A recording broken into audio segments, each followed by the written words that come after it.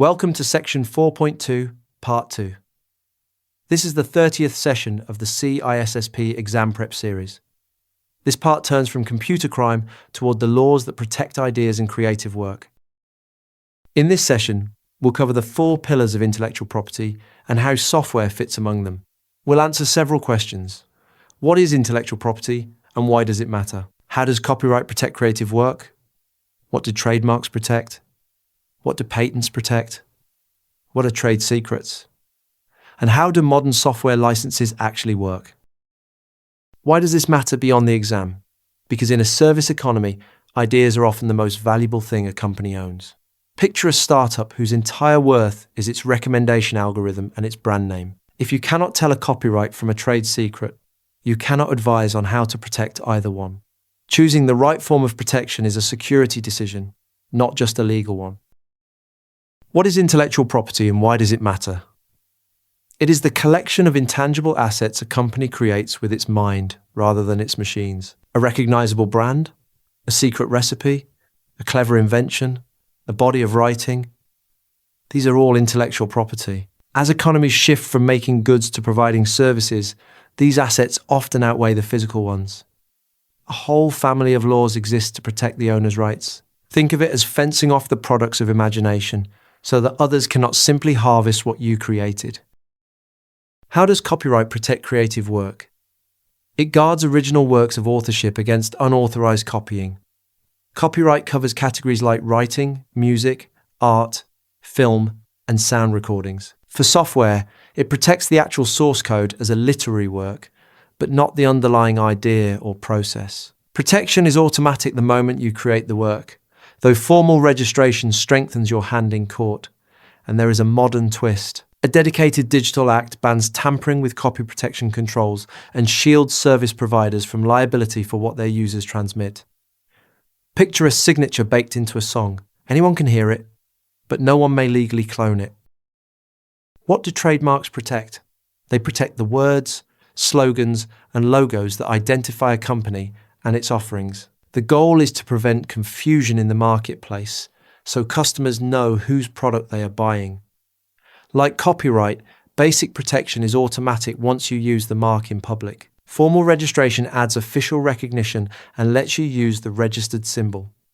To qualify, a mark must not be confusingly similar to an existing one, and it must not merely describe the product. Think of the swoosh on a shoe.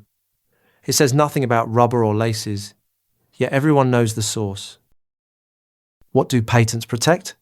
They protect inventions, giving the inventor exclusive rights for a set period before the invention enters the public domain. A utility patent, the main type, lasts 20 years from the application and covers how something works.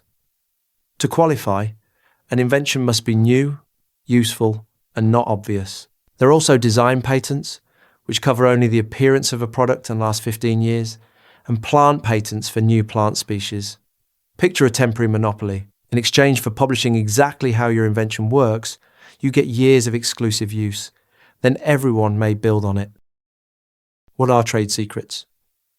They are the crown jewel information a company protects by keeping it hidden, not by publishing it. A formula, a manufacturing process, an internal model, all lose their value if exposed to competitors.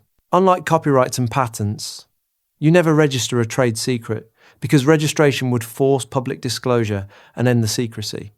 Instead, you protect it with strict access controls and non-disclosure agreements. Federal law adds teeth, making the theft of trade secrets a serious crime and allowing civil suits as well.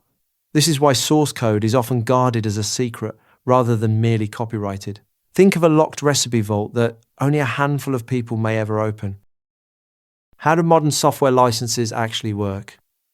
They set the terms under which you may use software, and they come in many flavors. A perpetual license is a one-time purchase for indefinite use, while a subscription license charges a recurring fee. Open source licenses grant freedom to use and modify under conditions, and freeware is simply free to use.